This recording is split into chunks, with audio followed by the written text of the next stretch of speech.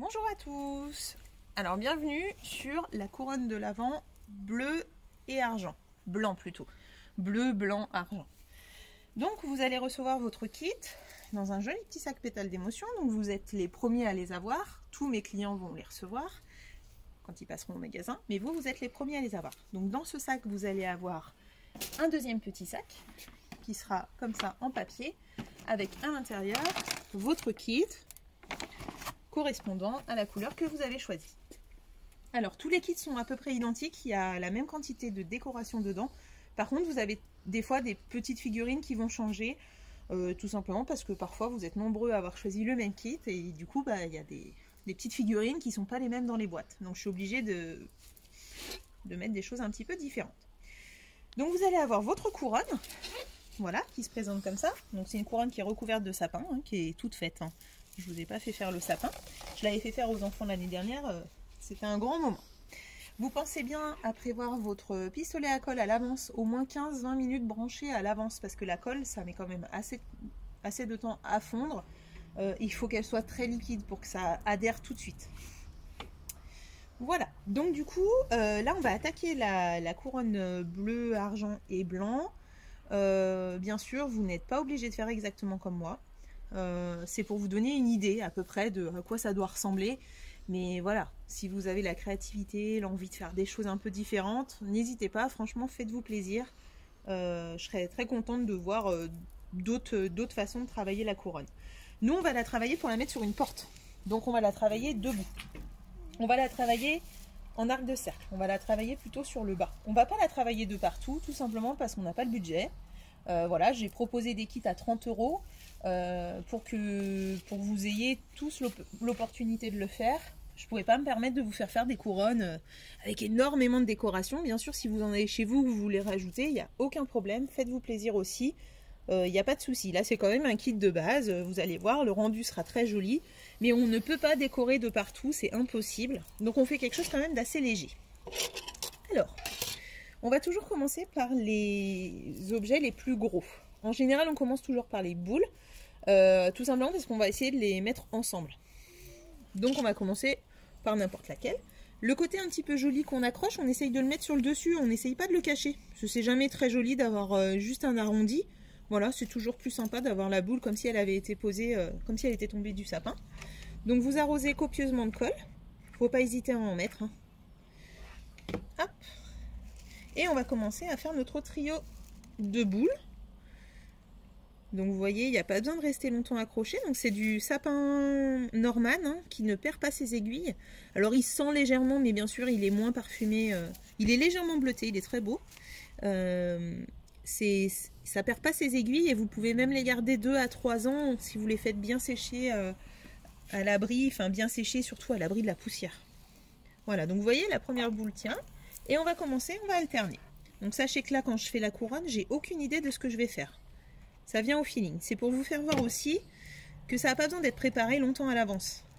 On n'a pas besoin de réfléchir des heures où est-ce qu'on va poser quelque chose. J'essaye de faire quelque chose d'assez simple pour que tout le monde puisse le comprendre, notamment les enfants. Je sais que beaucoup d'entre vous vont le faire avec des enfants, donc n'hésitez pas. Là on va utiliser la petite boule enneigée qu'on va venir mettre. Faites bien attention à vos doigts, notamment si vous le faites avec vos enfants. Je vous conseillerais de coller vous-même.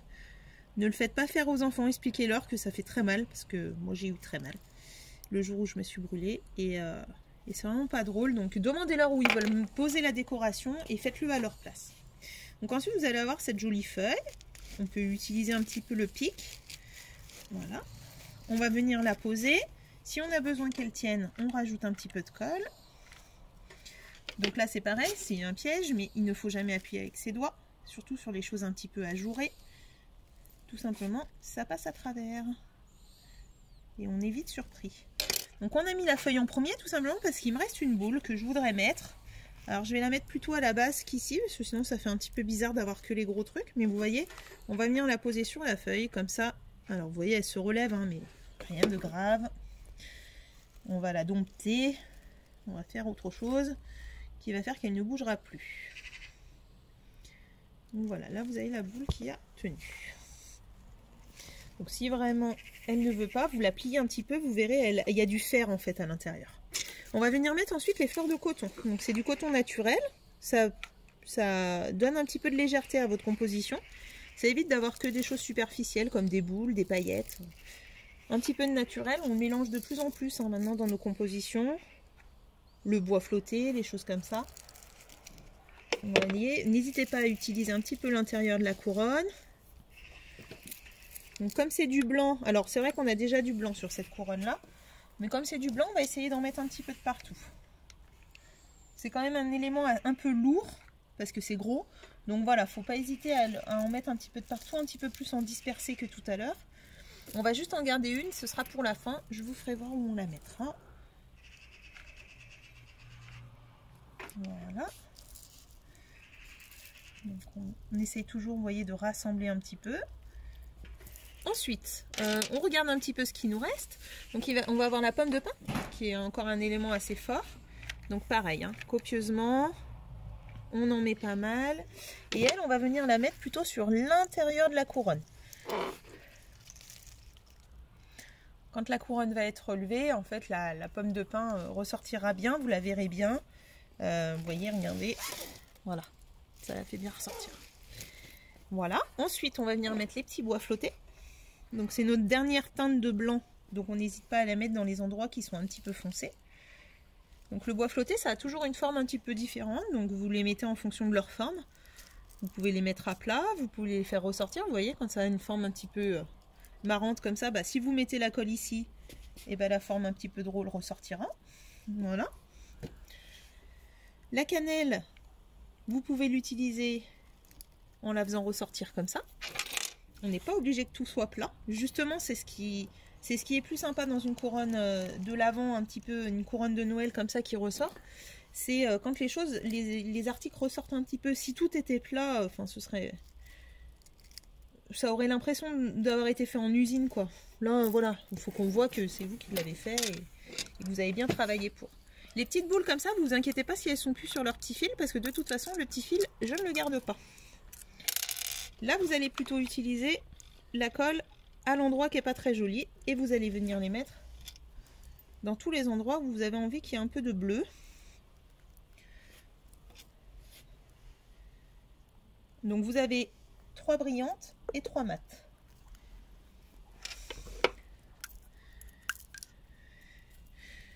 En bleu, et vous avez aussi une petite blanche brillante normalement dans votre kit.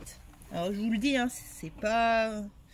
Si vous n'avez pas une des boules, c'est que vous avez autre chose. Hein. C'est pas un oubli. On a bien pensé à tout. On a mis tous les sacs alignés. C'est juste que des fois, on a dû... Voilà, alors là, j'ai décidé de grouper les deux parce que je trouve que c'est sympa de mélanger le mat et le brillant. Hop. Ensuite, donc vous allez avoir un petit morceau de bois. Donc c'est tout simplement la branche du coton que j'ai réutilisé parce que rien ne se perd. On va venir casser en fait le haut de la couronne. Et en fait, ça va nous servir pour faire ressortir quelques éléments. Donc, par exemple, notre dernière fleur de coton qu'on n'avait pas utilisée. Voilà. Par exemple, la petite boule brillante. Alors, vous en avez une ou deux. Moi, je vais en mettre qu'une. Vous allez pouvoir la mettre aussi. Voilà, vous voyez, ça attire l'œil. Vous allez avoir la petite boule, la petite étoile naturelle. On va plutôt la mettre sur le bas. La petite étoile brillante, elle, on va la mettre sur le haut. On peut superposer hein, les articles. Tant que vous collez bien, il n'y a pas de souci. Hop, et elle, par exemple, on vient casser un petit peu le côté paillette de tout à l'heure. Et voilà, on a terminé. Donc la couronne est terminée. Donc maintenant, si vous avez d'autres articles, vous avez des morceaux de bois dans le jardin, des petites figurines, des petites choses, vous pouvez les ajouter un petit peu, il n'y a aucun problème. Sinon, vous pouvez aussi utiliser de la neige. Alors au cas où j'en vends, vous pouvez avoir la grosse bouteille pour 10 €. Ça se garde d'une année sur l'autre. Et on peut s'en servir par exemple pour boucher les trous dans les sapins. Les sapins de Noël, hein, vraiment les vrais sapins. Si vous avez un trou, une branche qui a cassé ou un endroit où ça manque de décoration, vous pouvez l'utiliser. Donc on va l'utiliser par petites touches. Vous allez voir la différence en fait. On évite d'en mettre sur les décorations, même si je sais que les enfants adorent ça. Donc, sachez en tout cas qu'elle n'est pas du tout obligatoire. Vous pouvez très bien faire sans. Vous pouvez utiliser de la laque qui va vous permettre après de venir saupoudrer les paillettes que je vous ai mis dans un petit sachet. Vous devez les avoir dans votre sac, hein. Et en fait, le fait de pouvoir les mettre comme ça sur la neige, ça tient mieux. Donc si vous n'avez pas de neige, vous mettez de la laque pour cheveux. Et puis dessus, vous saupoudrez de paillettes tout de suite. Voilà. Donc là, on a terminé le côté couronne. Donc je vous la fais voir debout. Voilà, je vous la ferai mieux voir après. Donc là maintenant, pour s'occuper de la tâche, vous allez avoir en fait dans votre sac un petit bout de ruban. Alors ce ne sera pas ce ruban là, parce que là j'ai que du doré là au moment où je fais la vidéo, mais vous allez avoir un morceau d'argenté.